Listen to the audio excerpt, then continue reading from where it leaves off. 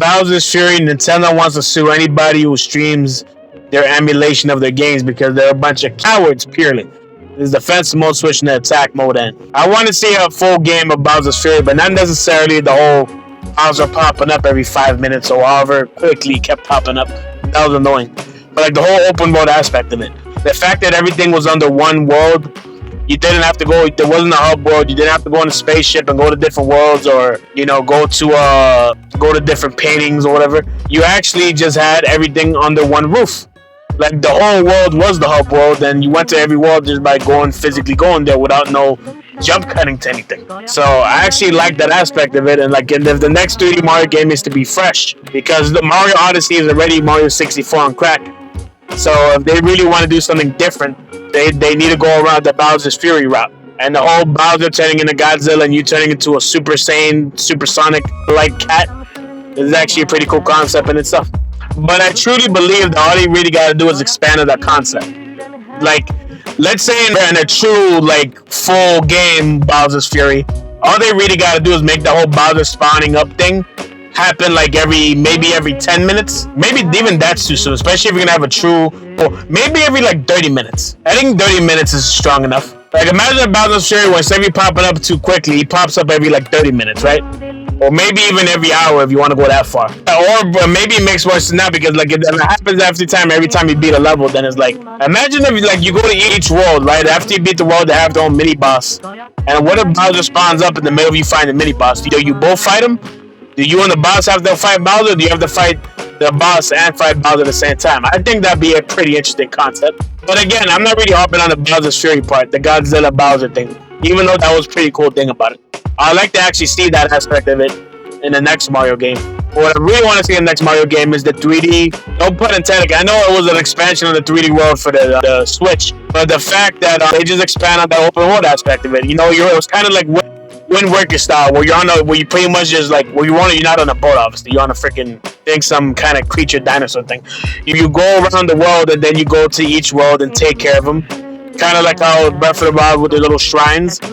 These are like little mini worlds. Obviously, they weren't really big open worlds, but they're like little mini worlds, and they go ahead and basically operate like a normal world with it. Just of course the small, because Bowser's Fury was just an expansion. It wasn't a full game. But like how everything is under one roof is what I would like to see in the next 3D Mario game. No going in some weird Mario face spaceship of any kind and then going to each different world. How many times we've seen that in Mario games already? Or like the way they did it with 3D World and and the 3D Land for the DS, where basically just you flag it, you beat the stage, then that has its own hub world too, minus the spaceship. But it's like hub world, go to different worlds. Hub world, go to different worlds. We've been saying that since the beginning. We've been saying that since the beginning of freaking Mario 3D games.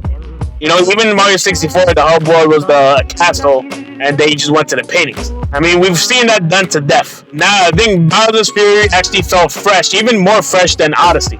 Because Odyssey was just Mario 64 on crack, which is why Mario Odyssey 64 used to always be my favorite game of all time. Odyssey's stuck in its place because it's Mario 64 on crack, what Odyssey is. And then of course they kind of borrowed from the Kirby stealing powers thing by using the hat instead of swallowing them. Funny enough, Kirby ended up having his own 3D game as well. Of course, it wasn't as good as Mario because it literally did nothing different than what it usually did, other than, hey, it's 3D now. Basically, the first Kirby game that was 3D since 64, and even that game wasn't 3D, it was left and right. But anyway, that's besides the point. It's not a Kirby rant. Mario having everything in one world was actually great. No hub world, no spaceship with Mario's face and mustache on it and hat.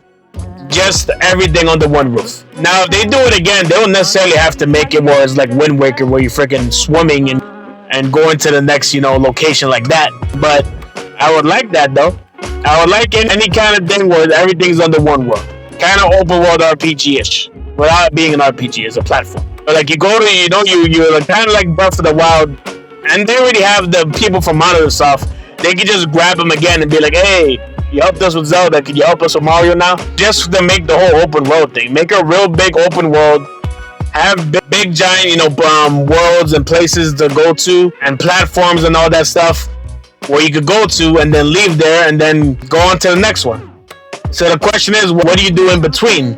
When you're going from one platformer to the other, one platforming world to the other, what do you do in that aspect of it? Because usually Mario loves doing it where you go to different worlds. You're in a spaceship of some kind. You go to these different worlds, and every world is a stage. But this time, all the stages could be in the same world. Like he's already in one big giant world, not just a world where the world is a stage and then that's it. Like what Astrobot did early in the year, make it a truly first open world 3D platformer. Just do what Bowser's Fury did, except make the levels and stages a hell of a lot bigger and more expansive, of course. And just make them a hell of a lot bigger. Make the open world that has to be, obviously, the open world's gonna have to be a hell of a lot bigger to maintain much bigger stages. But make everything under one roof. No cutscenes in between them where the game has to load to go to the next thing, has to load this out and load the next thing. Just make everything under one roof. You already have modular stuff under you that helps you make Breath of the Wild, Tears of the Kingdom. Make them bring them along again to help you do a Mario one. Make them help you create the open world aspect, and then you have Mario just run around in that big open world Breath of the Wild style. But instead of a whole bunch of, don't do it what Breath of the Wild did, where it was a whole bunch of 100 shrines. Don't make 100 mini levels, because that's gonna get annoying real quick. Just make a good 7 or 10 or whatever really big expansive worlds with maybe a few little shrine level smaller worlds you could go to. When I say worlds, I mean levels and stages. When I say worlds, it sounds like what Mario always does, which is in a spaceship going to different worlds. I'm talking about levels and stages on the one world. You're in the world, but this world you're in is humongous and it holds all these levels and stages to go. And I don't care whether he's freaking getting a flag or getting a star, a moon, or whatever shiny thing. Just make everything under one roof. Also, I would like the whole fighting a Godzilla version of Bowser and Mario turning into a big giant super cat. That was a cool idea too. But all the next 3D Mario game needs to be is an expansion of what Bowser's Fury did, and the game will be fucking tremendous. I think it will be a hell of a lot better than even Odyssey. I think it'll beat out Odyssey for my favorite game of all time, because all I ever wanted was another Mario 64, because I love that game to death, and Odyssey gave me that. With the whole hat being able to turn into your enemies as an added feature. Now, Bowser's Fury, an expanded version, wouldn't even need to have a gimmick. I know the 3D World Bowser's Fury gimmick was the cat, which, who cares? But to me, the gimmick was the real gimmick of Bowser's Fury, because the cat thing was just, a subsidiary of the 3D World thing. The gimmick was the whole turning giant thing, which Pokemon already did with Sword and Shield. But turning Bowser into the big Godzilla version of himself, and then Mario turning into a big version of himself too, and fighting him like that, that was a cool enough gimmick on its own. They don't really got to do anything new and expansive or different in the next 3D Mario game besides just do what you already did with Bowser's Fury and expand on it. Why did they even do Bowser's Fury to begin with? Because they re-released 3D World. All they really had to do is just re-release 3D World on the Switch, and it would have sold fine or whatever. It sold good enough on the Wii U, but it was obviously going to sell more on the Switch. All they really needed to do was just port it over like they did the Mario 64, Sunshine, and Galaxy with that trio that they put out there. But they didn't. They put out this with Bowser's Fury. And this kind of was like a holdover. Hey, since we're taking forever to make this next 3D Mario game, here's, a little taste of what we have coming up. And to me, it was very creative and very well done. And as much as I loved Odyssey, I ended up loving Bowser. I didn't even play 3D World. I already beat 3D World on the Wii U. So when I got the game, I only got it specifically for Bowser's Fury. I didn't even touch the 3D World aspect on the Switch. I literally bought it for Bowser's Fury. I spent $60 for a fucking, not even 10-hour fucking game. But anyway, to me, Bowser's Fury was so damn good, it was worth it. Okay, that's a lie. No fucking 10-hour game was worth $60. Remember that game, something 1660, whatever, that was 3 hours long? That's hilarious. But anyway, let's go off subject here. Bowser's Fury was so damn good that they really, just like how all PlayStation needed to do was make an expanded version of the actual playroom, and they did it with Astrobot. And look how great that game is, and actually sold pretty well. At least well enough. And now with Mario, all you guys need to do is just expand on what you did on Bowser's Fury. Literally just expand on, do the same exact thing you did on there, but just expand on the Switch too. Make it bigger worlds and keep the whole giant Bowser thing. Keep the whole giant Bowser thing and the giant Mario thing as the gimmick for that game. And that game will sell again. Have that for the Switch too, and the game will sell like gangbusters. They don't need to be really creative and do anything really different in the next 3D Mario game besides what they already did with Bowser's Fury. And that game will fucking be, I think it'll beat out Mario Odyssey for the best Mario 3D game if they're to do that. Imagine a truly open world Mario game. Pokemon already went the Breath of the Wild route. First, they tried with Sword and Shield, and that fucking sucked. But then they made the Legends, and that was pretty much a Breath of the Wild inspired Pokemon game that fucking was tremendous. And then Scarlet and Violet did a much worse version of what Scarlet and Violet did a much worse version of what Legends already perfected. Because they have two different teams working on it. The people that make Pokemon Legends did great. The people that made Scarlet and Violet, but they already went. Pokemon already followed in Breath of the Wild's footsteps and made a tremendous game with Legends and an okay-ish game with Scarlet and Violet. So all you gotta do now, Mario, is follow the crowd. Follow what Breath of the Wild's doing.